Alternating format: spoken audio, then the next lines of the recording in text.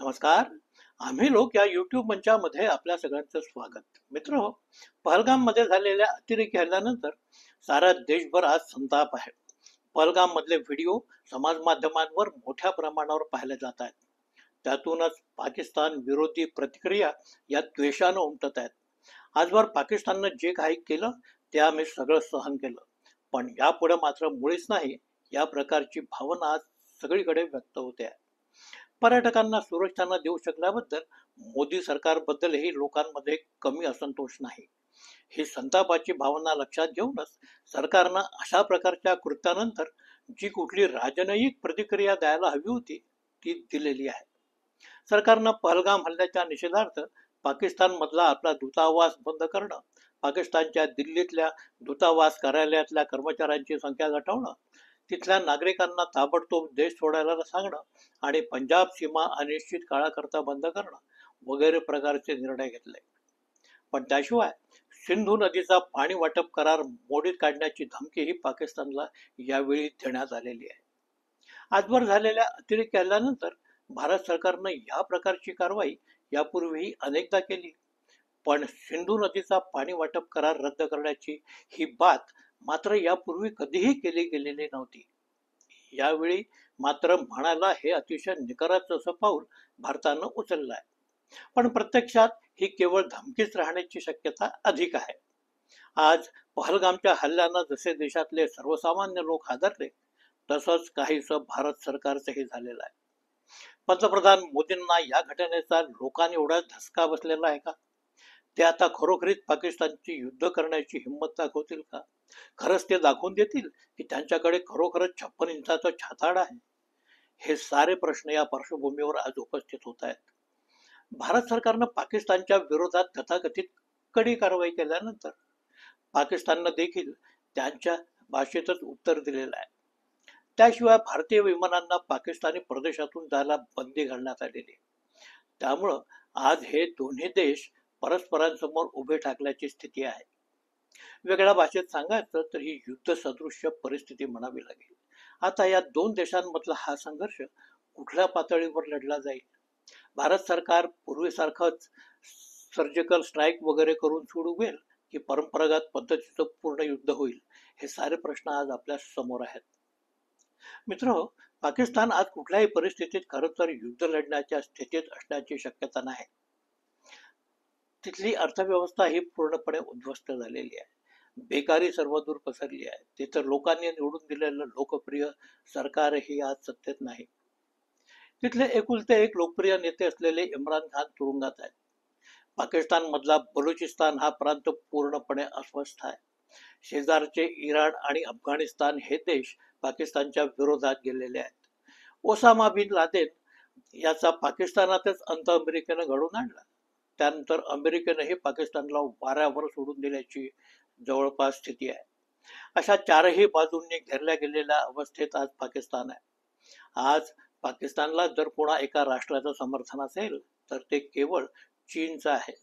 चीनचे पाकिस्तानमध्ये आर्थिक हितसंबंध आहेत. सीपेक हा कॉरिडॉर आणि ग्वादार बंदर ही चीनची आज खरी व्यापारिक गरज आहे. त्यामुळे चीनला पाकिस्तानची बाजू घेणं अपरिहार्य आहे. दुसरीकडे गेल्या 10 वर्षात अमेरिका आणि भारत यांचे उभयपक्षीय संबंध हे अधिक जवळचे बनले आहेत. अमेरिकेला गुंतवणुकीसाठी आणि भारतीय उपखंडातील आपल्या वर्चस्वासाठी भारतीय भूमीचा वापर हवा आहे. अमेरिकेची भारतातली ही उपस्थिती चीनला मानवणारी नाही. म्हणूनच चीन पाकिस्तानच्या बाजूने उभा राहील यात शंका नाही. पहलगामच्या अतिरेकी हल्ल्याचा निषेध जगातल्या अनेक राष्ट्रांनी केला, पण चीननं मात्र तो केलेला नाही. हे आपल्याला लक्षात घ्यायला लागेल. ही सारी स्थिती भारतानं पाकिस्तानवर हल्ला चढवण्यासाठी आज अनुकूल मानली जाते.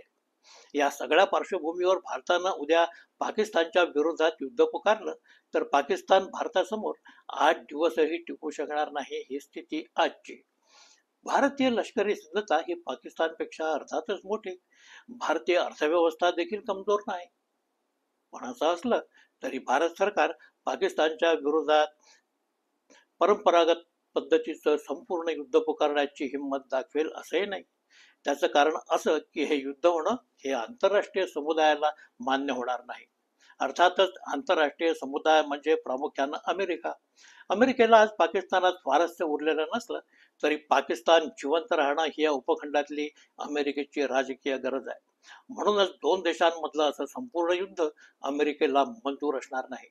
दुसरं असं की पाकिस्तानच्या गलथानपणाबद्दल आणि आपल्या सुस्थितीत असण्याबद्दल आपण आज कितीही अहंकारी भाषा बोलत असलो तरी पाकिस्तान हे आज घडीला अणु अणुसंपन्न राष्ट्र आहे ही वस्तुस्थिती ही आपल्याला नजरेआड करून चालणार नाही.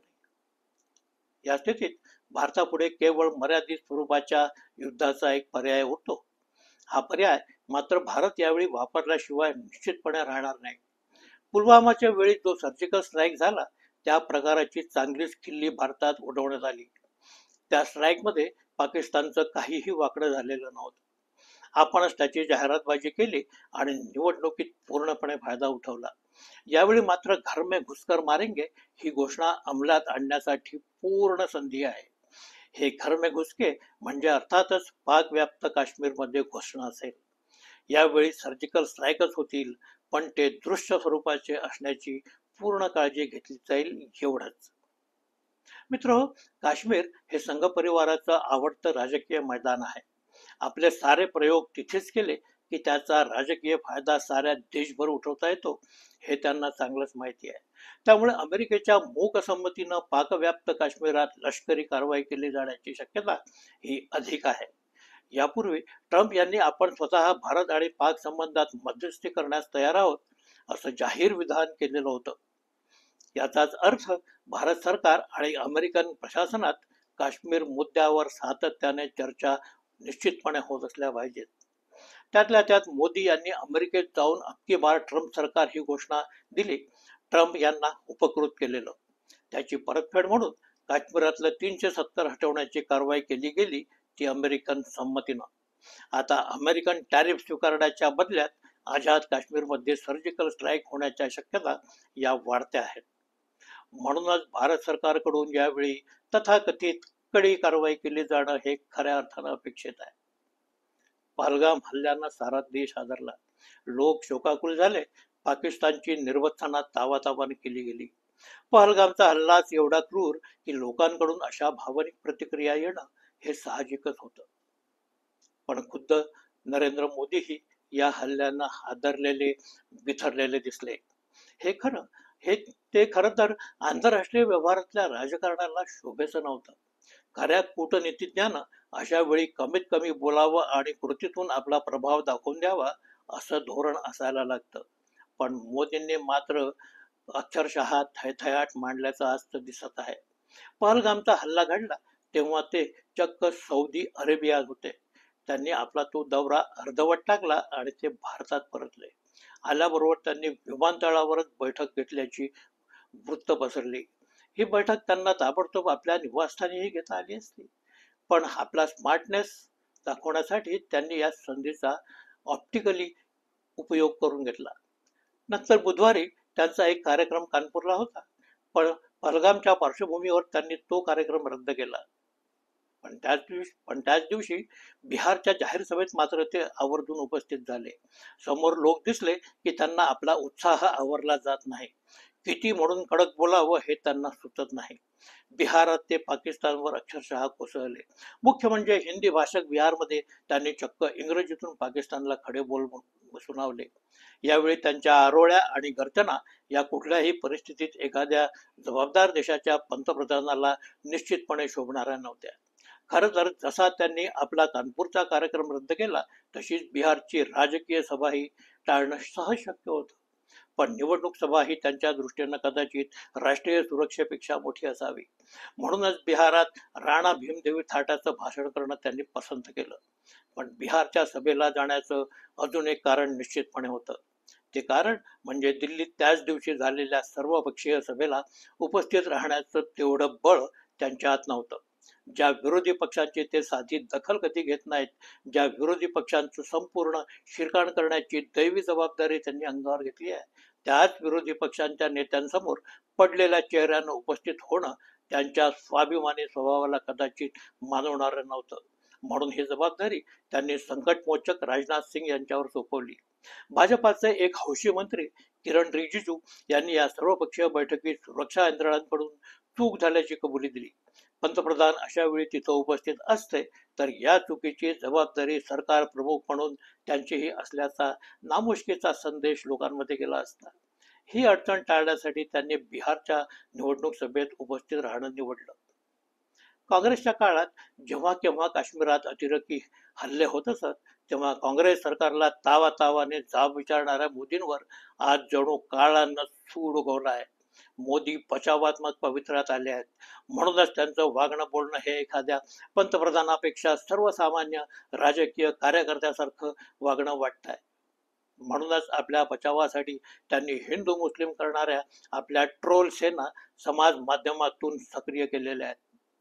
त्यांचं हे वागणं एखाद्या सार्वभौम राष्ट्राच्या प्रमुखाला शोभणारं निश्चितच नाही. पण आज खरी गरज आहे ती पाकिस्तानला निर्णायकपणे धडा शिकवण्याची. मोदी ते करणार की छाती बडवत निव्वळ मातम मनवणार, हा खरा आजचा मुद्दा आहे. मित्रो, पहलगामच्या घटनेनंतरच्या 2 दिवसातल्या घटनाक्रमाचा हा सगळा आढावा. हे विश्लेषण तुम्हाला कसं वाटलं ते जरूर कमेंटमध्ये सांगा. व्हिडिओ लाईक करा, शेअर करा, सबस्क्राईब करा ही विनंती. नमस्कार.